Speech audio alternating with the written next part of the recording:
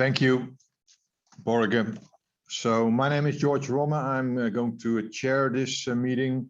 Welcome on behalf of the organization design community and the United Nations HCR office. This is a webinar in their collaborative Organizing for Good campaign. We'll have two keynote speakers today, Arnaud Latour from Hello Tomorrow and John Bell from High-Tech XL, and Henry Chesbrough will reflect on the two keynotes subsequently.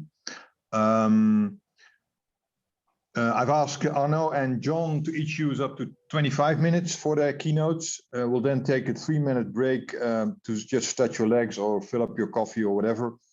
After which Henry will reflect on both keynotes. So we plan to have at least half an hour or so for Q&A after Henry's reflections on the first two keynotes.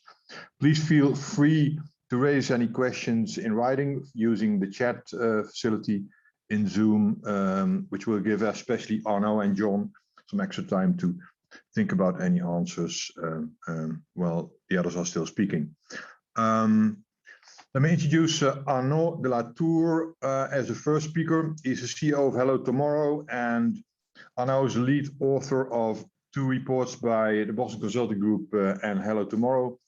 The most recent one published earlier this year, and especially the first report on deep tech published by Hello Tomorrow was a milestone in defining and mapping the territory of deep tech. So I'm quite happy that he's accepted the invitation to speak to us today. Arnaud, can I give you the floor? Yes, sure, thank you. So I think now, since I logged out and in, I need to be also able to share my screen, but in the meantime, I'm gonna maybe introduce a little bit Hello Tomorrow so that you understand also my point of view and what and where what I'm gonna say, is coming from. So we started Hello Tomorrow 10 years ago, when really innovation and entrepreneurship was all about digital platform and e-commerce. And at the time I was doing science as a PhD student, and really we wanted to bring this energy, those new approaches to bring science out of the lab really to the market. And today this is still very much the mission of Hello Tomorrow. And I think that really this mission is also what deep tech is about, bringing science out of the market and into the world, into the the hands of customers, and to have a big impact. We've been over the 10 years building and growing a large community. And over the last 5 years or 4 years, sharing several reports on deep tech to try to really frame the approach and build a narrative. And maybe more recently, over the last 3 years, also really getting our hands dirty, implementing it, working with big companies, with startups to help everybody really accelerate the innovation cycles. So I'm still a host, and the screen sharing is disabled, so I need to get the authorization, but it's okay. For now, I'm gonna keep presenting. So the first thing I wanted to say is, why is it important? And I think this is really what is gathering all of us today. It's the fact that we are not gonna solve the challenges we are facing without breakthrough technologies. So of course, technology is not the solution, and we will need to change some behaviors. There are lots of things we need to change besides technology, but let's say that it's been proven that with today's technologies, it's not possible to, for example, achieve the target we set ourselves in terms of climate change, for example. And the good news is that really those deep tech innovations, and here if you see my screen, that's a representation of what deep tech startups are tackling in terms of challenges. We got this information from the Hello Tomorrow Challenge. So every year we get about 5,000 startups applying, deep tech startups, and we ask them, are you solving some of the sustainable development goals? And so 97% of them are tackling at least one of them. And if you look on the right side, most of them are tackling, of course, industry, innovation, and infrastructure, but also like healthcare. And also, if you combine, about half of them are targeting more sustainability challenges like climate action, sustainable cities and communities, and responsible consumption and production. So it kind of makes sense, because if you think about it, what those deep tech startups are doing is really, also changing the industrial tissue of our civilization.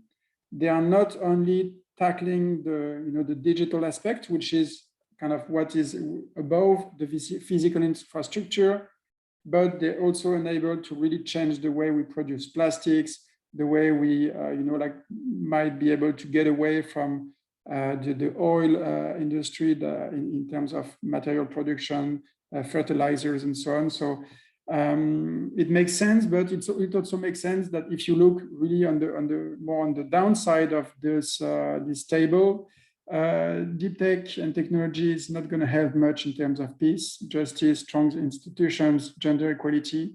So here, really, it's a purely behaviors and political solutions, I guess. So that was more to really show the importance of getting deep tech, getting science quickly on the market and bring those new solutions at scale.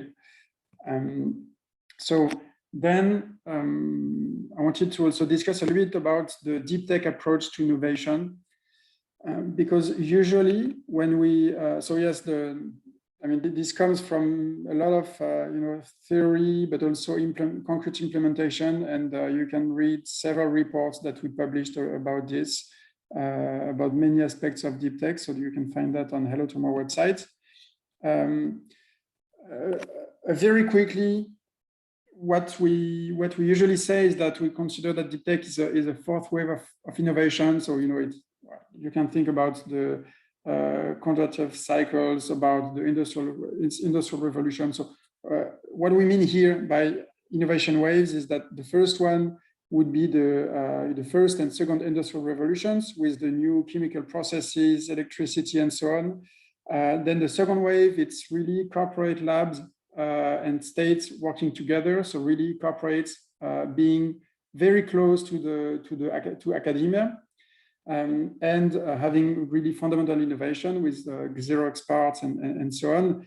And then the third wave is really the beginning of the kind of Silicon Valley model with the startups and the investors taking the risk, and corporates not working that closely anymore to research centers and academia. And this was mainly in digital and biotech. The fourth wave that would be more about deep tech is different in terms of technology, because it's not only digital or biotech, but it's also material science, and even more importantly, it's the convergence of those technologies. But it's also a new approach, and that's maybe what I wanted to stress also today. So of course, it's a question of technology. So whether it is in digital, in biotech, in material science, also in many fields, you have incredible advances that make some things that were not possible before possible.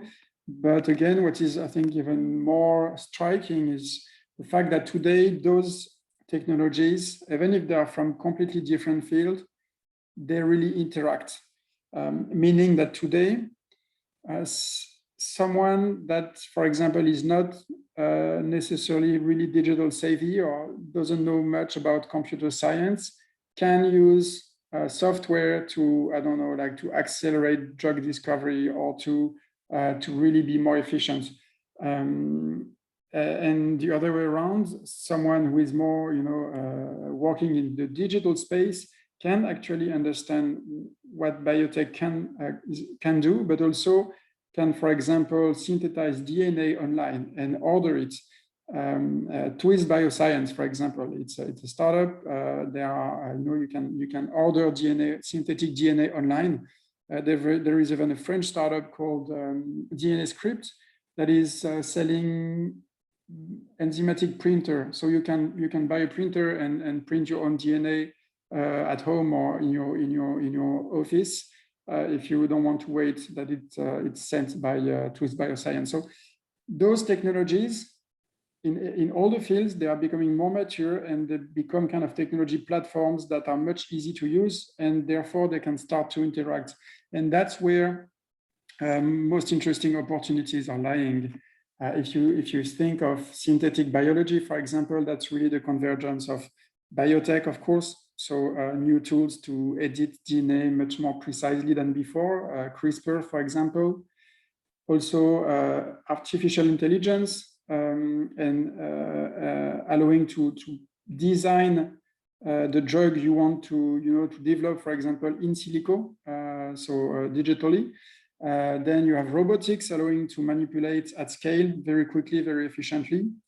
And artificial intelligence, again, enabling to make sense out of the huge amount of data produced by those lab manipulations. So it's really this convergence that brings the price down and makes synthetic biology not only profitable in healthcare, but then in food and agriculture, then in luxury, and more and more in commodity markets.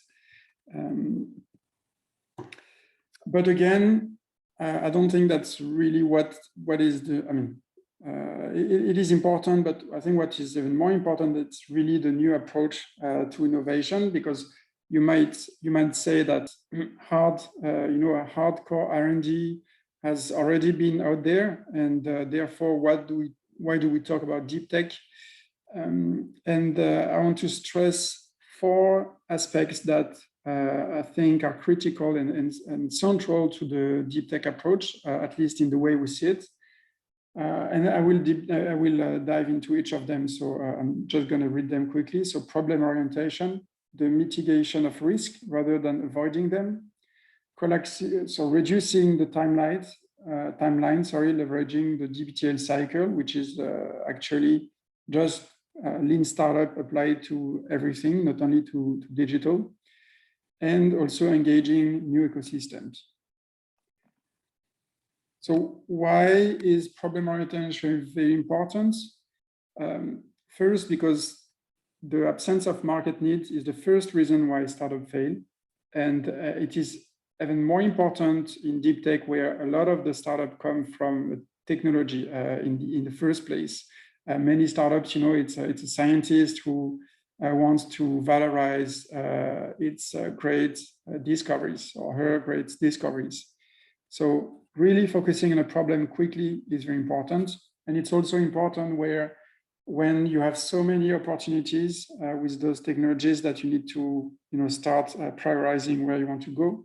So I think all the sustainable development goals are a good way already to focus, because that's big problem to be solved, and therefore there are big markets.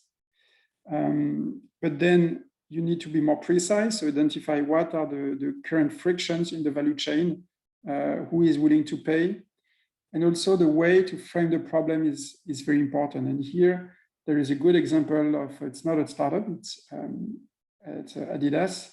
I'm not sure how you pronounce it because it's a kind of French pronunciation, but they went from, okay, how do we recycle the shoes which are made out of 30 different materials glued together. So they never managed to solve the problem when it was framed this way. And then they reframed it, and they thought about, okay, how to create shoes with one unique material that could be recyclable. So they managed to create a polymer that is 100% recyclable, and they managed to make the whole shoes with this single polymer. And and basically also, I think focusing on a very clear problem, it's a good way also to align R&D, digital, the business units, and then all of those folks need to work together to bring real disruption, because real disruption, and especially in deep tech, won't come from the tech guys or girls alone, won't come from the marketing guys or girls alone. it's really all of them, making a leap together. For example, in precision nutrition, you need to be you need to have the digital experts. You need to have the experts of the biological, the nutrition and the ingredients manufacturing. You need to have also the businesses that are close to the consumers, and it's really all together in the same team that can make it happen. And I think that's also one reason why startups are also pioneering the deep tech field. Is because it's easy for them to have everybody in the team working together, because they don't have silos that are an heritage from a legacy organization. So it's easier for them to have interactions from those different units. The second important dimension was the collapsing of the timelines using the DBTL cycle. So again, the DBTL cycle, it's just the design, build, test, learn cycle. So basically lean startup applied to everything. So what's interesting is that this lean startup theory that was framed by people like Steve Blank 15 years ago really came from the digital world, because it was kind of easy to build a prototype quickly enough to really have some benefit out of testing quickly some key features and then learning and then changing the product to make sure that you quickly fix the most important things, and then as the opposition to building the final product from day one, and maybe taking years to figure out that something was wrong. So really figuring that out from the beginning. And what's interesting is that now, with those technology becoming more mature, becoming kind of platform technologies, as I was saying, you can adopt this approach even in biotech, even in material science. So this lean startup approach can be applied to pretty much all the fields today. There is even a startup, for example, called Commonwealth Fusion System. So they are working on nuclear fusion. So that's something where you wouldn't expect much agility, and they are actually using this approach. So instead of trying to build right away the fusion reactor, they focus on specific aspects that they know is the key challenges, like how to make this kind of plasma work at higher temperature or whatever. And they managed so they were created in 2017, and they plan to achieve net energy production in just a few years. So it's basically it's less than 10 years compared to it's a bit more than 5 years compared to ITER. So it's a consortium of more than 30 countries with a 30 years timeline and more than 2 billion or 20 billion budget. So it's really way faster and of course way cheaper. And you can imagine that if it's happening in nuclear fusion, it can happen anywhere. And here again, of course, the startups, because it's kind of in their culture, are also probably better equipped to leverage those approaches. But as it was the case for the digital wave, we can see that also big companies can also leverage this approach, and that's what we are trying to do with some of the biggest ones. The third important dimension was the approach to risk. So why is it important? Because avoiding risk, which is the normal way of thinking and of doing, is good when you are in a stable period, when you want to exploit a mature business to retain customers, to manage cash flow, but it is not suitable to explore new business opportunities. So something we recommend also with the company we work with is, okay, for some specific dimensions when you need to explore and to innovate also more radically, you need to approach more like a VC mindset, looking at the overall return on investment of a portfolio rather than think like a BU manager looking at the short-term profit and loss. And it's also about making few but controlled bets, not only a portfolio of incremental innovation. And I think it's also important for governments that usually try to avoid risk and to ask to the startup before they fund them, especially in Europe, to write huge file. I mean, to write hundreds of sheets of papers with many information, rather than actually starting with something much shorter, much more agile, and making sure that they have the money, smaller number of money, but enough to test the key hypotheses, and then evaluate then on this experimentation with stage gating, rather than again uploading all the risk mitigation before they even start funding them. So and also I think it's there is a kind of misconception when we think about deep tech. It's true that ourselves also, Hello Tomorrow, we started to talk about deep tech with kind of the negative aspect. It takes more time to reach the market.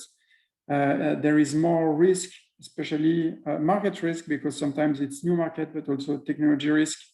It takes more capital at the beginning. But in the end, with this problem orientation, you can mitigate the market risk. And also with the design, build, test, learn cycles, you can also mitigate the technology risk. So I think being very efficient at identifying the key risk and at de-risking them, so validating the underlying hypothesis, is a critical skill for all the deep tech investors, accelerators, and startups and companies, of course. So the last important dimension of the deep tech approach, I would say, is the fact that we need to engage new ecosystems, because a lot of the solutions will come from value chains, either from new value chains or from maybe some value chains that exist, but that you are not familiar with. It's and to also combine, make this convergence of technologies work. Usually no company masters all the technological fields. So if you want to explore at the intersection of what you master and what you don't, then of course you need external people, experts, other big companies, startups to explore with you. So this is definitely very important. And so of course, then you need to play with the few simple rules, like understanding really what you can bring, being open, and like not being. Usually, companies are, especially big companies, are afraid of other people stealing their like ideas, or but usually that's not the ideas that are really worth something. That's actually implementing them, and to do that, you need to be open. And also, last thing, I think the disruption can also come from collaboration approaches. And here, I like the example of Ginkgo Bioworks. So the way they go to market, it's quite interesting. They do some projects with other companies. Sometimes they even do joint ventures. For example, they did a joint venture with Bayer. I don't know if it's crop science, but I think it's called Joint Bio, to develop a new bio-based insurance or fertilizer, I think. And so basically, they combine Ginkgo biotech platform, so the ability to very efficiently engineer microorganisms that produce the molecules they want, with biocrop science, market access, understanding of the problem of customers in the agriculture domain. And together they created this company to go to the market. So Ginkgo Bioworks, for example, has a kind of disruptive approach to collaboration, and it seems to work quite well given the SPAC that they did recently. So one of the conclusions is that it's true that for all of this, startups are kind of better designed and equipped to do this exploration. That's kind of their purpose as well. But they are, I mean, they are surrounded by the whole ecosystem, and I think that's also what's important to discuss today, and maybe what the other speakers will discuss. So you have, I'm not going to go into all the details, but you need to combine the IP and talents from universities, the agility to find product market fit from the startups, the industrial and commercial reach of corporations, of course, the feedback from users, money from investors, the good regulatory environment and money from the governments, and incubators can play also a big role into connecting all of those people. And that's what we do also, for example, at Co2. So it's really about an ecosystem. And also an important ingredient, but that we tend to forget, is the culture. Because I mean, you can have all the best plan you want if people are not willing to take risk, prefer to stay in their comfortable career rather than starting a startup. Nothing's going to happen. And for example, that's something that is also still a kind of issue in Europe. You have many researchers, for example, that could valorize incredible advances, but they still fear that if they start a company and they fail, there is no way that they are coming back in their academic career with as much credibility that they had before. So it's still an issue. So I think I took already quite some time, so I'm not going to talk too much yet. But and there are so many discussions about how we can nurture ecosystems that I wanted more to focus on what fails. But before, just that's maybe an interesting interesting stats that you can find in our report. So that's what deep tech startup needs. So we asked thousands of them through the competitions we do what they need really, what's their primary need. So yeah, it's funding, market access, visibility, business expertise. So it's the technological expertise comes really after the market access and business expertise.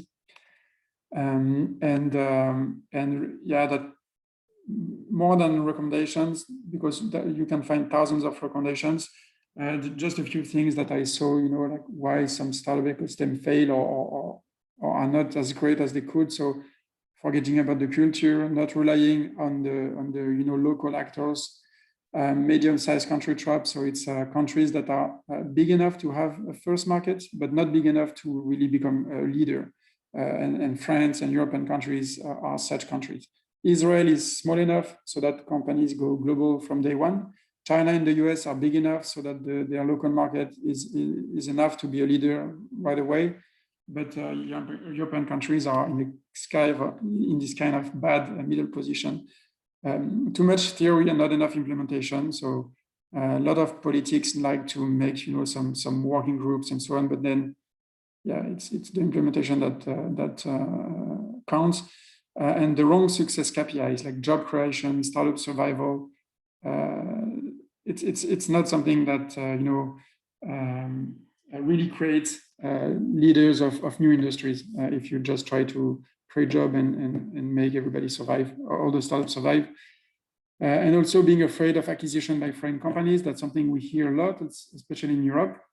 Of course, you have some strategic technologies that you need to keep for the technology sovereignty, but you also need to kickstart your ecosystem. And if you don't have any local company willing to acquire a startup, it's a good news that someone from another country actually acquire it, because then it recycles capital, it recycles talent, and that's what keeps ecosystems alive and healthy. Yes, that was a focus on corporate startup collaborations. So yes, like trying to innovate, but forget to involve businesses. So kind of innovation for the sake of innovation. Start big initiatives when the culture is not ready. Have proof of concept as the end goal rather than a way to validate the path to really scaling up. has a high expectation, like rebuilding the businesses, but low resources, being afraid about others stealing your ideas, and no, the last one that was copy and paste from the previous slide. So that's it. So I'm gonna leave the stage to the next speakers. Thank you, Arno. Thank you. That's a great kickoff, and I think your emphasis on the kind of ecosystem that we need is also a good setup for the next speaker, John Bell, who manages a very specific deep tech ecosystem that has also actually learned a lot from the Hello Tomorrow reports in the last few years in terms of further developing it. John Bell is currently the CEO of Hightech Excel. He had a long career in the area of strategy and business development at Philips and subsequently Johnson & Johnson before he moved back to the Netherlands to join Hightech Excel. John is also a part-time professor at Tilburg University. John, floor is yours. Merci beaucoup. Thank you, George. Thank you as well, Arno. I will try to share my screen if I get permission, but it works for Arno, so hopefully I get permission as well. Yeah, Borge may need to give you permission. He's probably now doing that. Let me just check. Yeah, you need to be a co-host.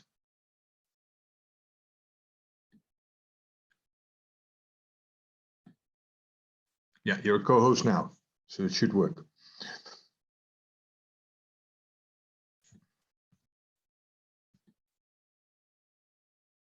Okay, can you see my screen or not yet? Not yet.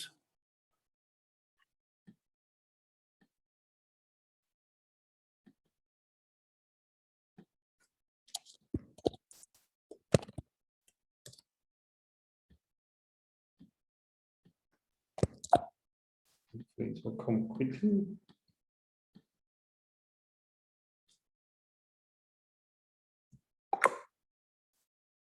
Zo.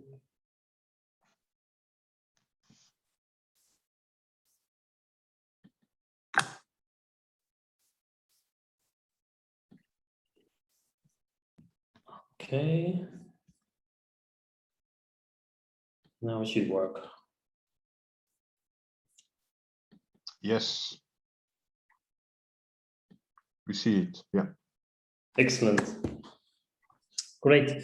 Well, thanks a lot. I think you've done an amazing job in painting the picture for deep tech and also the role that startups and ecosystems can play. In fact, I think we are an example of a deep tech venture builder, Hightech Excel, that has picked up a lot of the publications that you wrote together with BCG over the last few years. We're still reading every time when you publish a new one. We are so curious to see what we should do next. In a way, we have been also playing with the ideas already for quite some time and practicing. So what I would love to do is partially continue where you stopped, I know, but also open up in a way that we say, hey, there are examples. It is possible. So maybe some people got a little bit scared after your talk and say, hey, wow, is this even possible with all the ideas and all what is necessary? Yes, it is. I'll give you confidence, all of you in the room. It's possible. And I want to show you how we've done that. We are Hightech Excel. We are a deep tech venture builder based in the Netherlands. And we started as an accelerator about 8 years ago as a high-tech accelerator. And why did we start as a startup accelerator in Eindhoven? Because, yeah, we thought there were a lot of benefits to everybody, the benefits to the companies over there, the benefits to the research centers, to the region, trying to get startups over from all over the world, from in the high-tech space into Eindhoven, we thought would generate a lot of buzz and a lot of interaction and a lot of potential business opportunities for talents in the region and outside the region and collaborations in this emerging ecosystem. And around that time, Eindhoven was also called the most creative or smartest city in the world. And some people still believe we are that. I'm one of them, but I've seen many more smart cities around the globe. So I'm not sure we're the smartest anymore. But anyway, I think a lot of things were happening. And we started as Accelerator, like other places. And what we learned over the years is that it's amazing to work with startups and try to bring them further. The only challenge that we had is that we had ripe and green startups coming from all over the globe. And in many cases, there was something wrong with the startup. Either the team was not working together well enough, or the proposition was not strong enough, the IP was not protected in the right way, or there was an investor already in there who asked all kind of strange valuations and all kind of strange conditions. So we said, that's not going to work for us. So maybe it's time to do something else. So we felt, instead of being an accelerator, we felt like being a startup garage where we had to repair many things instead of just accelerate them. No, it's just like we have to repair things before we accelerate again. So about that time, and it would be good for you to understand that we as High Tech Excel have had fabulous partners. So we are standing on the shoulders of giants like ASML and Philips, who are shareholders in High Tech Excel, but also intense partnering with us, with their expertise, with their support, with their business opportunities, etc. So in 2018, we transformed ourselves from an accelerator, and that's a long story. I will not dive into that. I would love to continue to talk about the deep tech part. We transformed from being an accelerator into a deep tech venture builder. And not just a deep tech venture builder, but a deep tech venture builder with societal impact. We want to improve the world. We want to help. We know, just like Arno mentioned, that you need deep tech to solve societal challenges. Just with an app and a web, you will not solve climate change. You need to go extremely deep. You need to work at the edge of science, and maybe across the edge of science every now and then, or bring different science areas together, which has not been done in the past. So we said we want to do that. And why do we think we can do that? Because we are, as I said earlier, stand on the shoulders of these giants. The Brainport ecosystem in this small country, the Netherlands, is uniquely positioned, is well established, and a very credible player in the deep tech space. All competences are there. If I want to have the best expert on mechatronics, if I want to have the best expert on nanomaterials, or if I want to have the best expert on positioning technology for whatever you want, if I want to have the best expert in imaging technology or AI, I can find them easily and give them a call, or go there by bike almost, and get them over. So based on this strong ecosystem, we said we're going to focus on deep tech with societal impact. And the way we do that is that we take technologies, and I will share that in a second, how we exactly do that. But I think since then we created over 20 startups, and here you see definitely the change from being an accelerator where we did a lot of startup. We already created 20 deep tech startups. In fact, every year we create about 15 to 16 deep tech startups, and of course most of them will not make it, so we kill them, or we stop them. Kill sounds so negative, but we stop them on a very early stage. But we believe also that we have a model in place where we can drive these kind of ventures to the max, and I will show that model in a second. I know we created a lot of jobs. I know it's the wrong KPI, but it's a nice spin-off, I would say, spillover effect, especially for the region, but not just the region. So it's also, I think, important in the end to create jobs and to create a potential future, and maybe create a new top companies in the world later. So deep tech changes. I think it's important to give you one or two examples. So one example is a company that takes out CO2 out of the air, CO2 capturing. There are a few companies in the world, startups typically, who work on CO2 capturing, and some of them have done an amazing job so far. They built huge factories and they have already quite some funding in place. And if you look back at what we have emitted as society over the last 200 years, it's staggering. And all that CO2, one way or the other, should probably be taken out of the air, because it's too much compared to what we should do as a society. Preventing CO2 emission is one thing, but we also should take CO2 out of the air. If you know, and you may not know, but the current best practice in the world where companies strive towards is take CO2 out of the air for a price range of about 500 to 600 euros per ton, which is too expensive, because for companies it's much easier to buy a credit, which is about 60 to 70 euros today. So they are not incentivized at all to go for the expensive solution. So our company is called Carbion, has a technology from TNO, and they are able to come with a solution that goes back to about a fraction, so about 40 to 50 euros per ton to take CO2 out of the air. Wow, guess what? Then you're at the other side of the credits price right now, which stimulates companies to invest heavily in these kind of solutions. And with the sheer solution they have, they could fill one soccer field. If they fill one soccer field with their machinery, they could take away the emission, the CO2 emission from KLM globally per year, pre-corona, by the way, out of the air, which is extremely powerful. Wow, this is complicated stuff. They are working on the edge of science, and they're bringing all kind of new technologies together.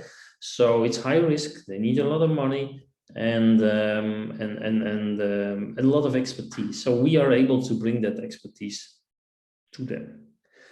A second example might be also very interesting for most of you is a company called InCooling.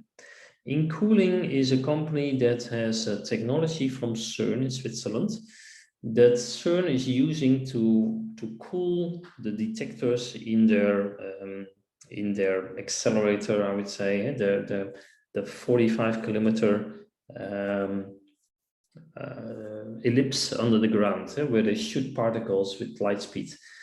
That technology was developed by CERN because the detectors must be cooled, and they could not find the right technologies to do that.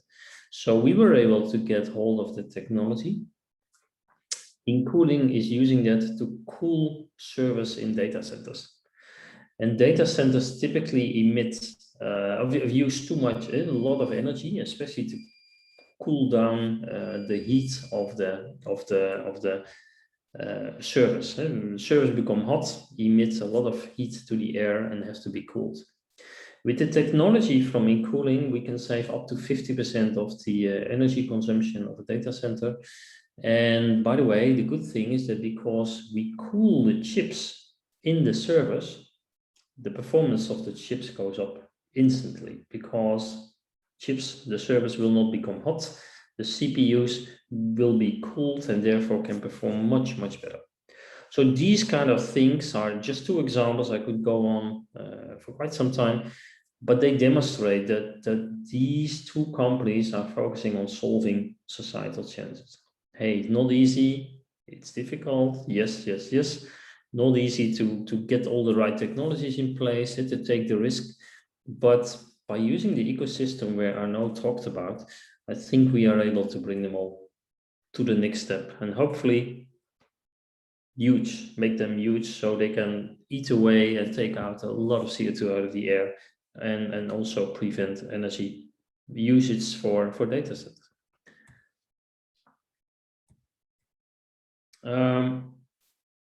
I think I'm gonna skip this one and move quickly to, I think, the story coming from your publications. I know it's the BCG Hello Tomorrow. So what do startups need in the deep tech space? And I think the main element here is it takes an active ecosystem to overcome the real challenges of deep tech ventures. So I think we all need to realize that a fintech venture has a lot of challenges. Yes, an AI venture has a lot of challenges. Yes, and every venture has a lot of challenges, but they are typically a little bit accelerated or augmented or more forceful when you go for the deep tech, because sometimes the technology is not developed yet. It takes a lot of time before you're able to go to the market. So who is willing to support that? Who is willing to invest in that? There is high risk. So even if you go to the market, it may not work, or it may not be at the price point that's acceptable for customers to start investing in it. A lot of those challenges. So you need this ecosystem of corporates, community, investors, startups, also government, of course. And we have that. So in our system, in our ecosystem around us, we have all those players together, and we are able to coordinate or however you want to call this, we are able to team up with that ecosystem and drive it into the right direction. Right? So it's a much more an orchestration of what is there. And these are a number of the players that we work with. And this also explains what we do. So as I mentioned, we take technology. We scout for deep technologies with strong IP that we believe will be able to solve one of the societal challenges. Then we look for talent across the globe, entrepreneurial talent, technical talent, business talent, people who have a dream and would like to be part of a startup. And we are surprised sometimes to see what kind of fabulous people are willing to be part of our program. Serial entrepreneurs who sold their company, built a company, sold it, built a new one, sold it, and say, hey, I would love to do this. Younger people just graduating from university, but also more senior people who have always been working in a large company, for instance, and still are keen to do something else. From all over the globe, very diverse, and by combining the technology with the teams, we have seen intriguing things, teams that came up with ideas, and that we do in a sort of a hackathon that we call as a fast trackathon. It must be done under pressure and with speed. We bring those together, and at one point in time we say, hey, you're allowed to move into our program, and then we have a venture building program of 9 months.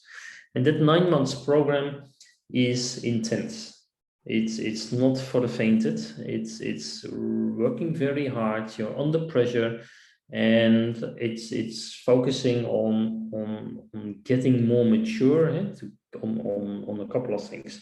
It's getting more mature on the customer, the validation. It's getting more mature on, of course, the technology, but also the business model, the finance part, supply chain, and the team, of course.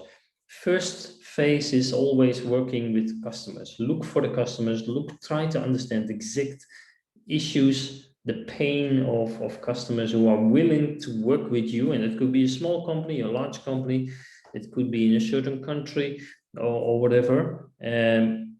But get that clear. And once you pass that station and you pass that gate after 3 months, you're mainly focusing much more on the business model and the canvas, and also the technology development will go further. And you do it always hand in hand as a startup, again, with this ecosystem in place.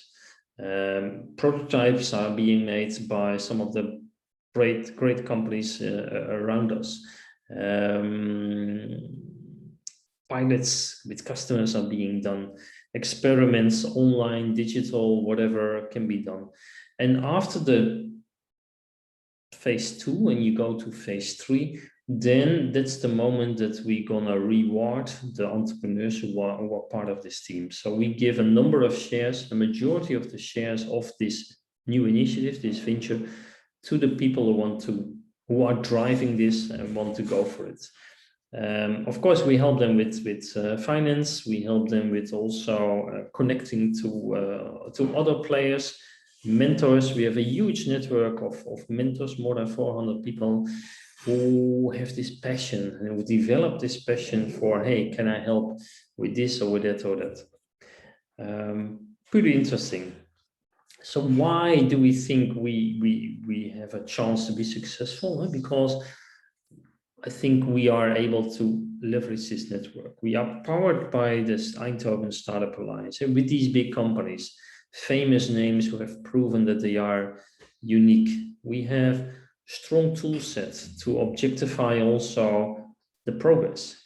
So it's not belly feeling, it's not gut feeling. It's much more, hey, we are able to measure, and based on our experience, we say, if you're not going fast enough, if you're not mature enough after a certain period of time, it's better to stop, because you will not make it based on our experience. And we are at a nice location with a lot of smart people around us, and it's so great to get closer to them and to involve them on a regular basis. So all in all, I think we have ingredients for success in place. We have some track record. Of course, we need to do more and more and more. And we have some nice proof points already. That's not enough, because the world is waiting. All the challenges are there. Climate change is going so rapidly that we need to step up even more. So what we would like to do is go into the next phase. And the next phase is not just having this ecosystem in place and make it work in our region. Yes, that's nice. I think we're going to build it out at other places in the world. We got quite some traction and questions. Hey, can you do this as well in our country or in our city? There's a lot of opportunity over there. At the same time, we also see that if we're not careful in Europe, that we lose our position compared to the US and Asia. The investments in those regions in deep tech are much, much higher than what Europe is doing. Also, you see some fragmentation in Europe, because sometimes countries are doing their own thing and you don't add up, I would say, the investments and the talents and so on. But the societal challenges are global, and they're not just in one country. They are omnipresent. So we need to capture them and we need to solve them together. And I think in our situations also, there's a big challenge about funding. So in our country, the Netherlands, you see that early stage funding for deep tech ventures is difficult to get. I've seen other countries like Israel, like France, but also Asia, Singapore and China, of course the US. It's so much better arranged, so much better in place to get an early stage funding, and also make sure that you get to the next phase of funding. So what we are looking at is setting up an own fund and make sure that that piece of the puzzle is also available. And the difference with this fund is that it will give money based on milestones. So if a startup meets the milestone, then it gets the money. So no lengthy debates about what's the value and what kind of percentage of shares do I get, yes or no. No, that will come later. In the beginning, focus on your business, focus on technologies, focus on your customer, and make sure you speed up. That's it, George. Great, John. Good timing also.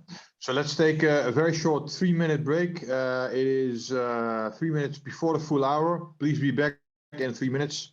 So you have a few minutes for refill or a toilet stop or whatever. And then in 3 minutes, I'll introduce Henry. Please be back in 3 minutes.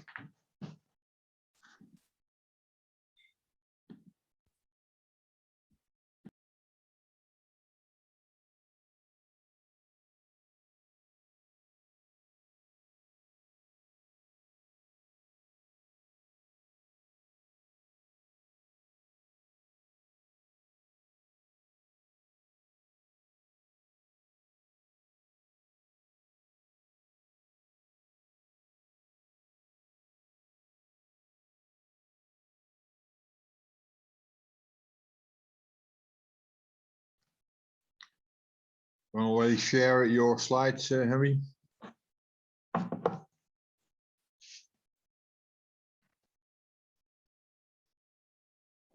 Yes, I'll do that. Shall I do it right now? Yeah, just do that, and then we'll all ready to start in a minute or so. Yeah. Are you seeing him? Yeah. Great. Great. Very good. Yeah. Let's wait for another 2 minutes, and then I'll introduce you, and then you get started.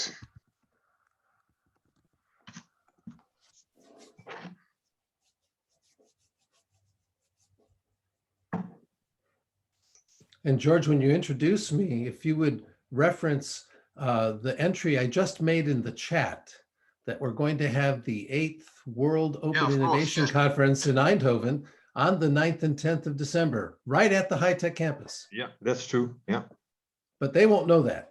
So if you use that to start us off, I think that'll maybe make it more interesting to at least some of them. I know they're from other places too, but Very good. Eindhoven is very much in our thoughts these days. Yeah, I know. At least in your thoughts. True. Great. True. Great. No, you've put it in the chat also. So I think most people will look at the chat anyway. So, but it's I'll use it in my intro. Yeah. Yeah, that's true. Yeah. Will you be in Eindhoven in December? I'm getting my 3rd booster shot Friday, tomorrow. So my goal is to enable myself to do these things in person. Wow, that would be great. Yeah. The high-tech campus has ideal facilities for a hybrid conference. Yeah, so I think it still needs to be hybrid, both online and on campus, but they can do that. Yeah, if any place can do it, they can do it. Yeah. Yeah, I know December is not the best weather, but we're still coming. Great, that's great. I look forward to that. Yeah. So I think we have 3 minutes is gone. So let's restart again. So let me introduce Henry Castro. I think most of you will know that he is an emeritus professor at the University of California, Berkeley. He's mostly known, I think, for coining the open innovation idea and also developing it into a core theory in the field of innovation entrepreneurship. And it's also interesting to know that Henry will also be speaking at the World Open Innovation Conference on the 9th and 10th of December, actually on the high-tech campus in Eindhoven, the same place where high-tech Excel is located, so where the previous speaker resides. I think he put it also in the chat, so you're welcome to check out the website if you would be interested in submitting a paper or joining that conference in any other way. I think that's my intro. Henry, floor is yours. George, thank you very much. And Arnaud and John, it's a pleasure to listen to both of you and see the good work that you're doing. I'm going to offer some comments and perspective on this situation in hopes of stimulating a rich Q&A session as well. And George, I'm planning on about 15 minutes, maybe 20 minutes for my comments. Good. So let's begin. One minor correction, I'm not yet emeritus. I'm still up alive and kicking and working hard, and both at Berkeley and also at Lewis University in Rome, Italy. So let's start with what might seem like an obvious question, but I think it's actually conceptually really important to understand for this whole session. Why is deep tech hard? After all, we have robust venture capital, startup communities. We've got really large, successful, large-scale companies, many stock markets around the world. The valuations are quite high. So what makes deep tech hard in this situation? And for, I think both Arnaud and John, this is something they know very well, but I think they sort of skipped over it in their remarks, which is there is something of a valley of death between the completion of truly discovery-based research, the kind of research that leads to scientific achievements, Nobel Prizes, et cetera, and the process of commercializing ideas and technologies out of that work into the marketplace.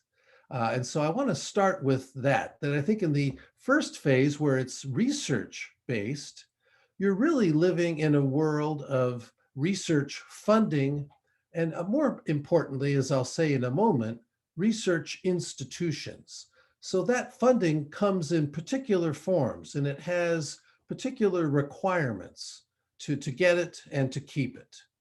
When we cross over to the commercialization side, we're in a very different world on many dimensions. And getting across the valley of death is, I think, a main reason why deep tech is hard to do. So on the research side, a highly respected sociologist in science from the 20th century, Robert Merton, coined a term he called kudos, which is a shorthand for the way that science is organized, executed, and respected in the society, not least by your fellow scientists. And kudos basically has 5 attributes. One is the one of communalism. We report our discoveries through the scientific journals, and we share them through those journals with the whole world. Universalism means these are not corner cases of special properties. These are universal, and among other things, the results should be reproducible by others. Disinterestedness means that you are first and foremost an objective researcher. You are not in this to make money. You don't know where the evidence is going to take you, and indeed you follow that evidence wherever it leads, and then you publish it.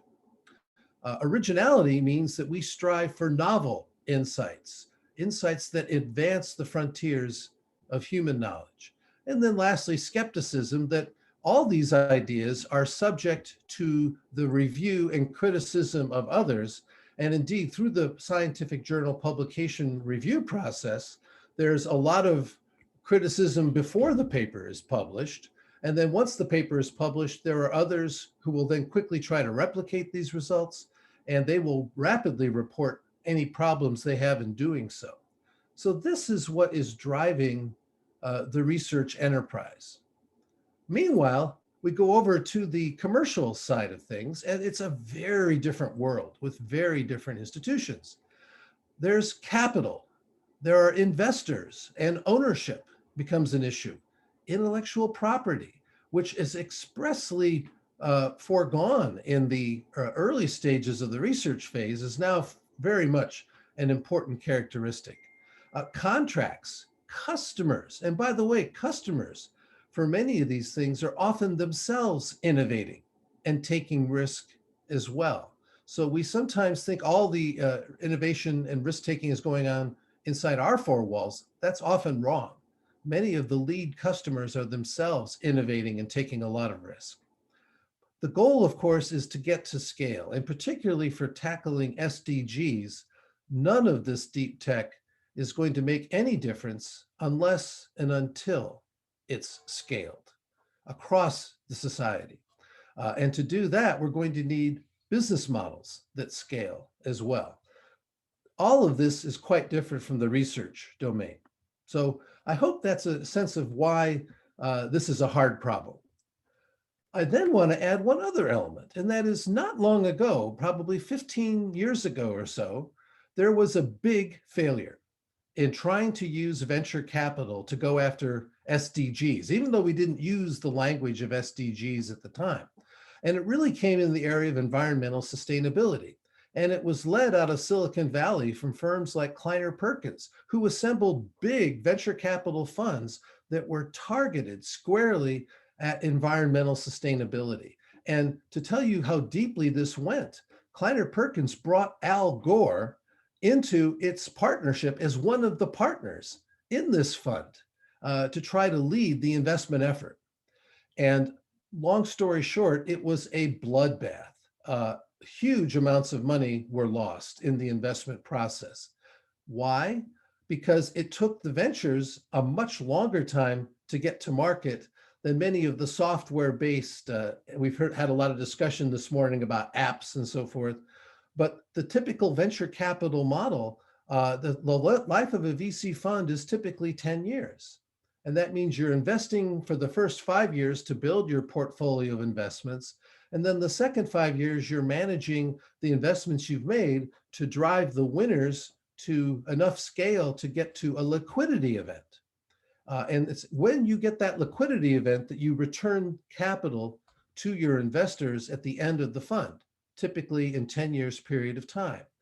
And for many of the environmental sustainability efforts, they were working on good ideas with good people and good technology, but the VC timeframe I just outlined was too short. And so this was a very painful recent lesson that was learned about this. So let's go back now to having understood this why it's hard.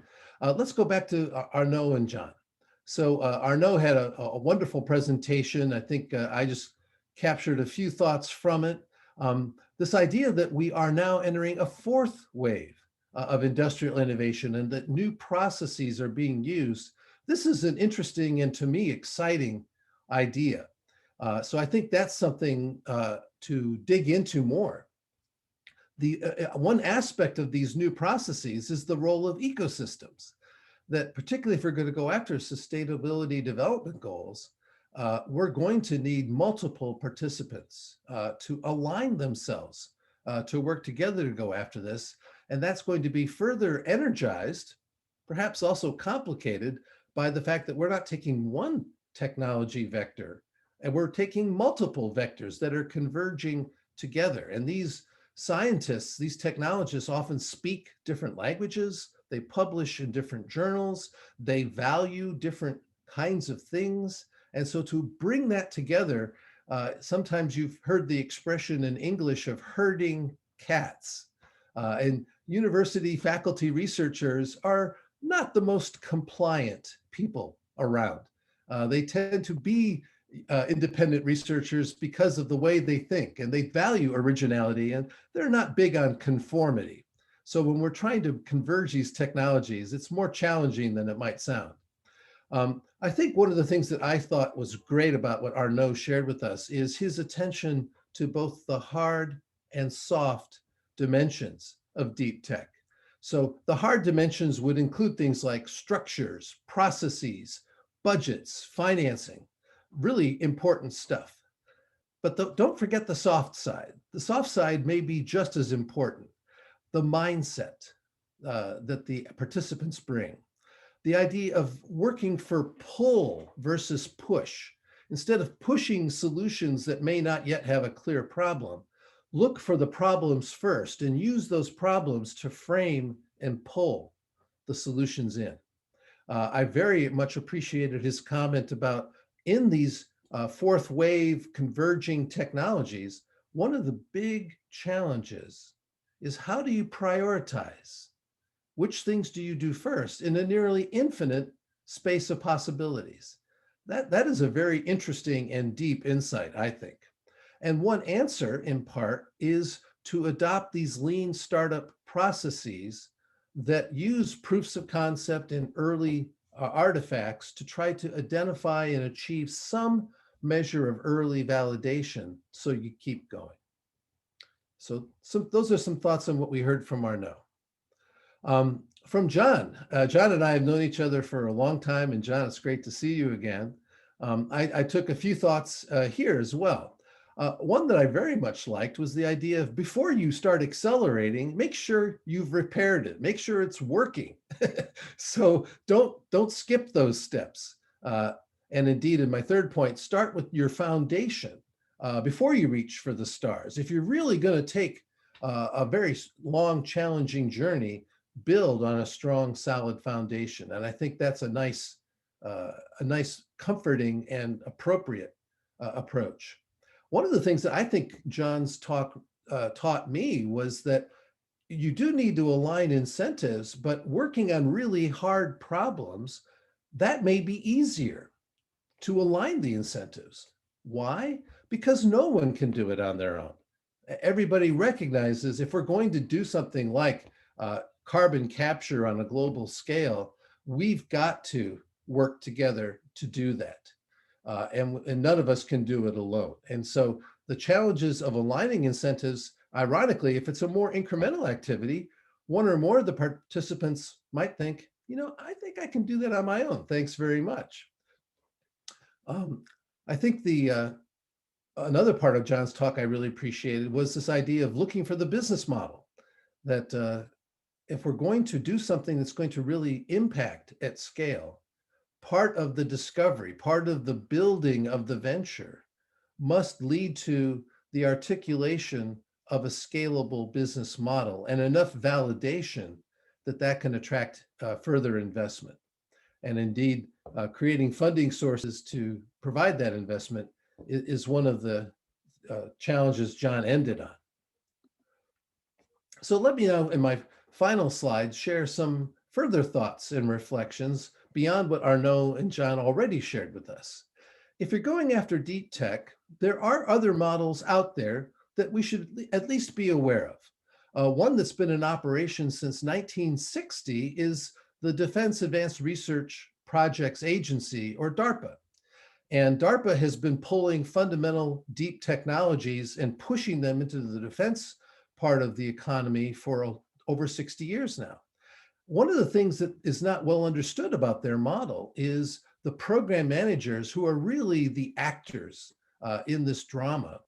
They're there on temporary assignments, typically 3 to 5 year postings.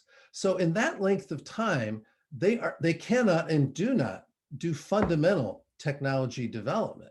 Instead, they are looking for technology developments already underway and finding ways to integrate and connect them together to solve real problems. And this model has more recently been carried over into the energy area with ARPA-E. And I think, again, the same critical part of the model that's carried over is these short-term postings. So these are not lifelong government positions. These are very action-oriented people who know they're leaving in 3 to 5 years. And the fact that they know they're leaving gives them a real sense of urgency and to look for what's available to use. Closer to Eindhoven, there's a new program underway at CERN called Attract. And in Horizons Europe, there was 17 million euros provided for 100 projects out of CERN. And this was to create some seed money for the principal investigators to start the commercial journey. And it's deliberately just to give them enough money. I think John's program is 9 months. I think this program is 12 months, but it's a similar idea. We're going to give you a lot of training. We're going to expose you to a whole different world outside of the CERN research community. And after a year's worth of work, you're going to be less risky technically, you'll be more mature technically, and you'll be better informed commercially, and you'll be more investable to pull across the valley of death. Another one right in my backyard in Berkeley is a program called Cyclotron Road at Lawrence Berkeley Labs, where a similar idea to Attract, principal investigators in the lab are offered 1 or 2 year fellowships for commercial exploration.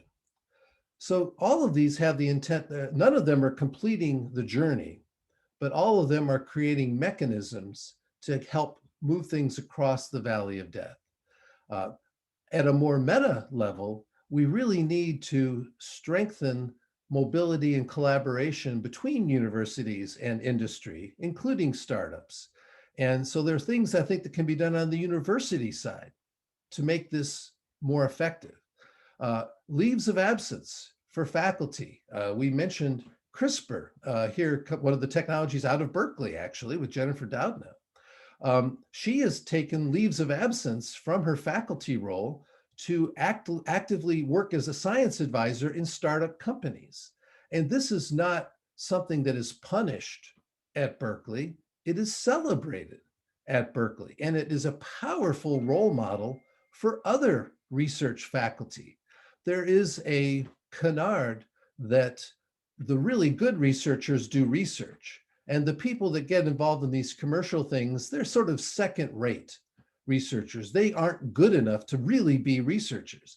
But when you see a Jennifer Doudna doing it, you can no longer hold that position.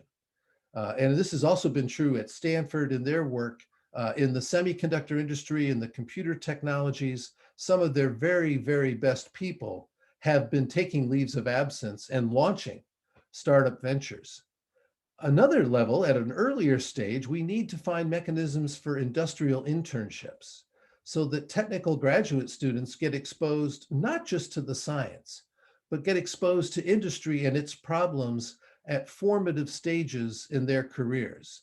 So instead of specializing them and narrowing them to an exclusively academic approach, we need to broaden them and teach them not just about the underlying technology and science, but the needs of industry.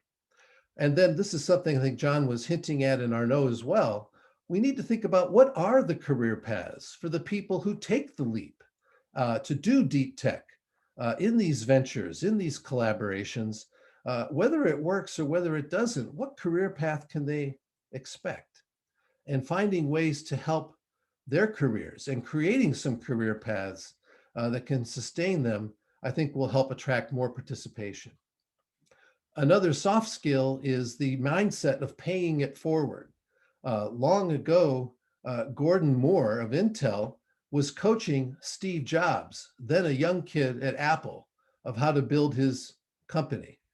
Then later on in life, Steve Jobs was actually coaching Larry Page at Google of how to build his company.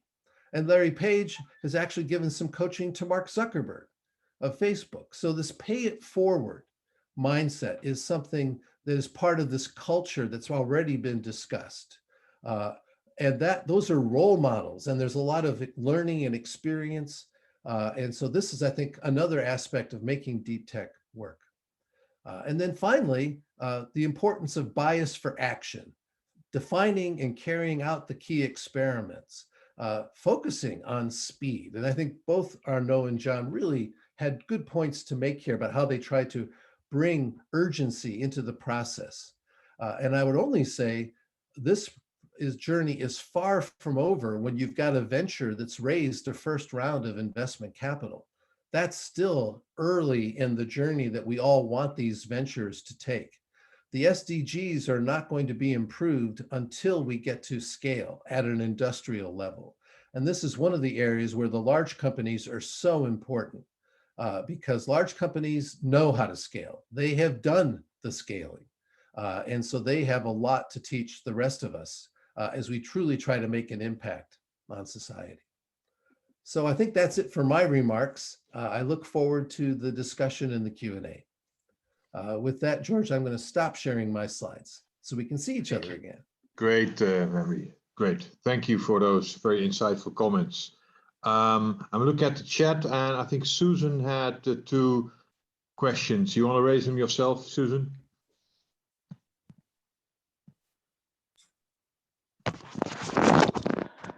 Can you hear me now? Yeah.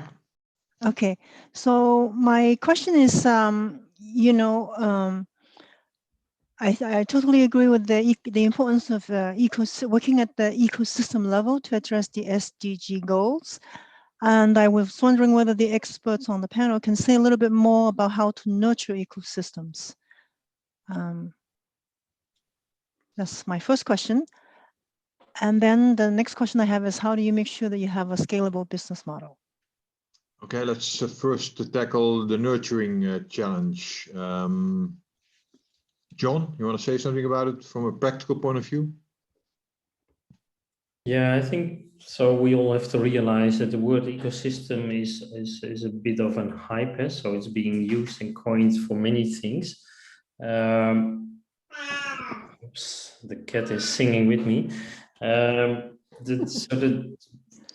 So I think what you need to make sure is that it's a real ecosystem, that you have real players, and an ecosystem is dynamic. So some people will stay in, some people will leave, and you need some people at one point in time and some people at another moment in time, and that's all fine. So the best way to nurture the ecosystem is make sure that you involve them and that you make sure there's something in return, not today, not tomorrow, maybe over time, something in return that's gonna be valuable for each player.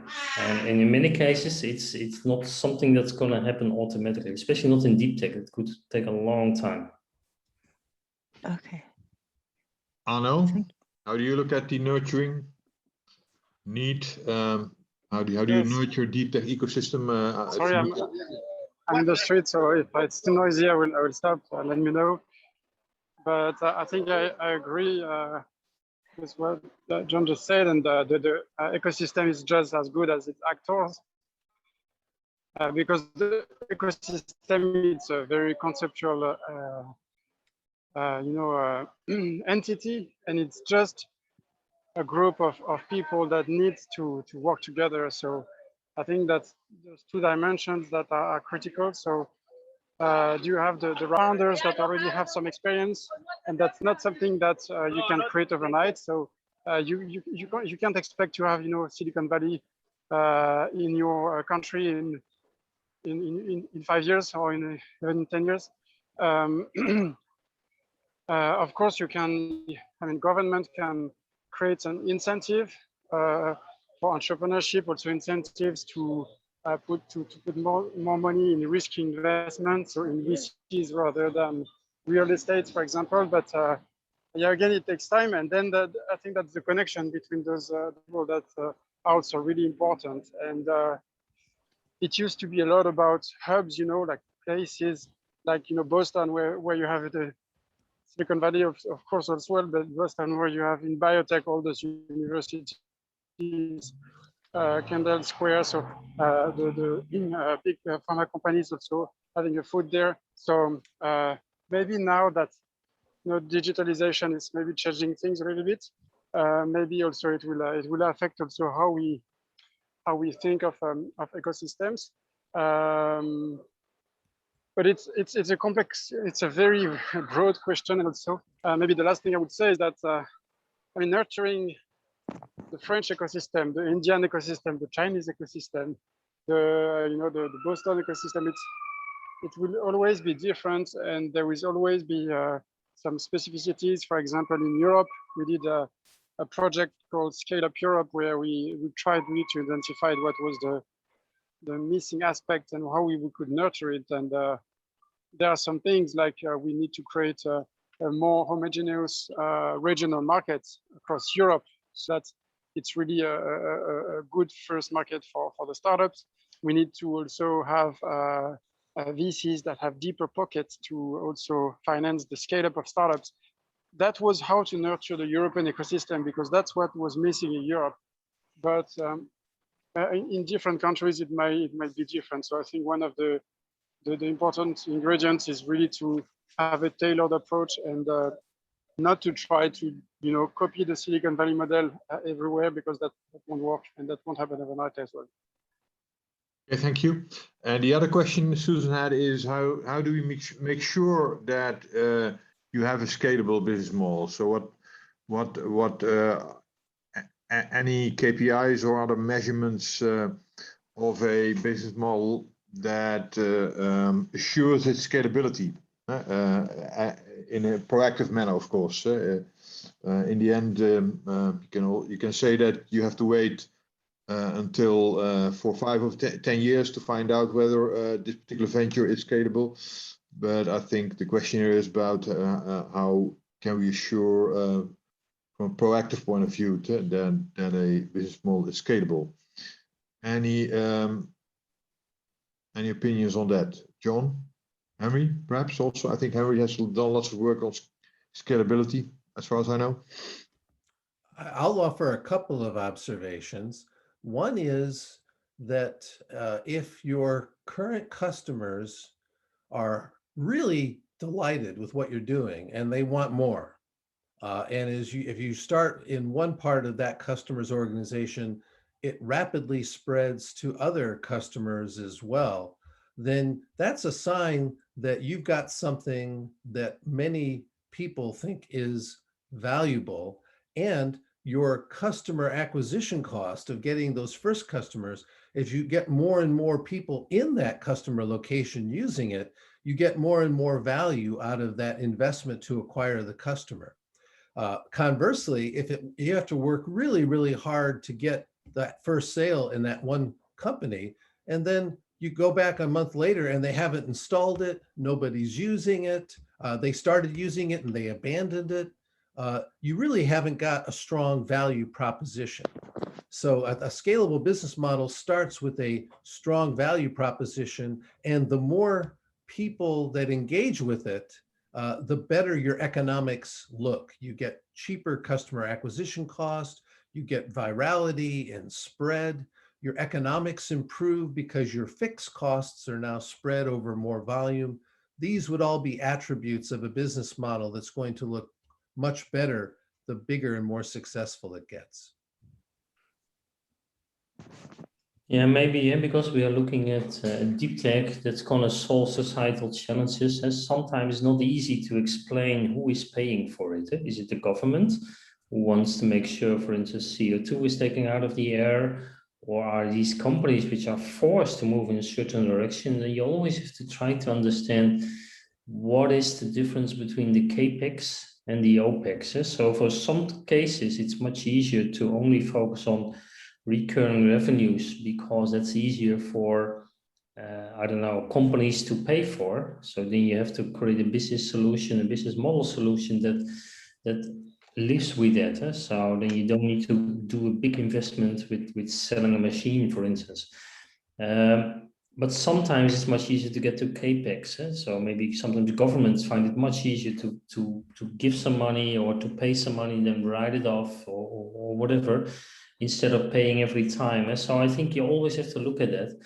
Usually when you think about these big trends and these big solutions, these big topics, there might be multiple business models that could work, multiple scalable business models, again, contingent on which role you want to play and which customer you have. So you don't have to take it all to each customer in the same way. Mm-hmm. Thank you for that reflection. Please raise your hand if you want to raise another question. I want to raise the following question in terms of the. I saw this interesting difference between what Henry was talking about. A number of examples where, for example, PIs are giving the extra facilities to develop one of their ideas into a venture, deep tech venture. Also referring to the Attract program set up for CERN in Switzerland.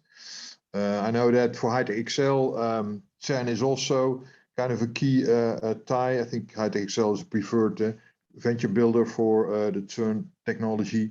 But I think the High-Tech Excel model is really to start from the technology from scratch and then build a team around that. So what are the pros and cons from starting with technology that's already linked to a scholar/entrepreneur and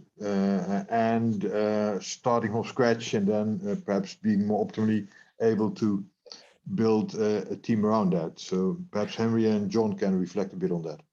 Yeah, great question, Henry. If you allow me to start first, and then you can talk about it afterwards. So what we see, because we start with the technology coming out of whatever big research institute, we, however, are always keen to try to get the inventor as close as possible linked to that venture.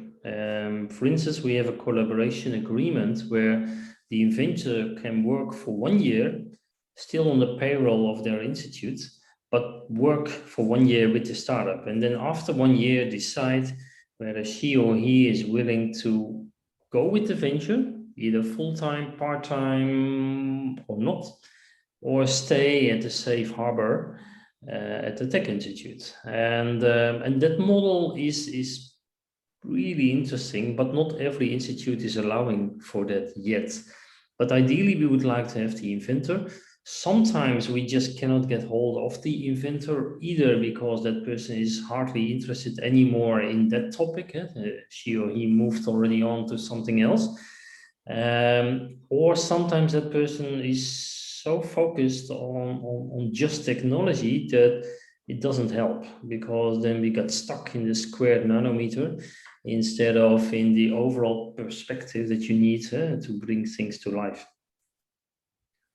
Yes, and I think I mentioned the The universities, I think, need to support programs like what John just said, seconding someone for a 12-month period, potentially then followed by a leave of absence, where for 1 or 2 years, you can follow it, and then you still have the ability to return if you wish.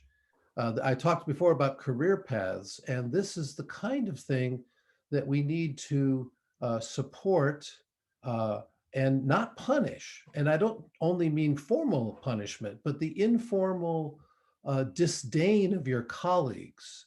People saying you're no longer a serious scientist because you're doing these other things. And we have to elevate the people that are doing deep tech and doing it well, and make them our role models. So I mentioned Jennifer Doudna as one of these. I'll give you another one, John Hennessy, the former president of Stanford University for 16 years, the former dean of the computer science department and the engineering school at Stanford as well. So a very, very prestigious academic. He has taken in his academic career 3 different leaves of absence and started 3 different companies on each of those leaves. So he is somebody who really has crossed this valley of death multiple times and retained the respect of his academic colleagues along the way. These are the models we need to hold up for the young people. John talks about how hard it is to get the inventor sometimes to really go. The good news is, I guarantee you that inventor came from a lab, and in that lab are multiple graduate students. Some of those graduate students want to be just like their mentor, and they want to be a great research scientist. But 1 or 2 of them in the back of their mind are thinking about, this could be a good business. And they're not so formed yet in their ways, and they may be great human capital for the kinds of venture building that John's talking about. Yep. Excellent. Yeah, fully recognize, Henry.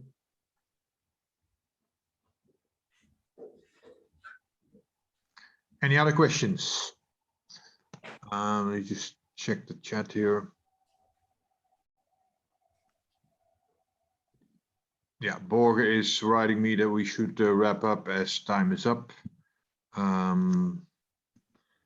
Any other remaining questions? I don't see anyone raising his hand here.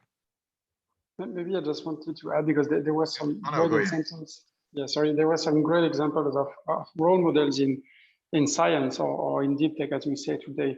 But the fact is that maybe it's because they have a profile of, like less outgoing people, but the fact is that we don't hear that much about them in the, the general media, or you hear a lot about, Mark Zuckerberg or, well, Elon Musk, of course, is an exception, but I think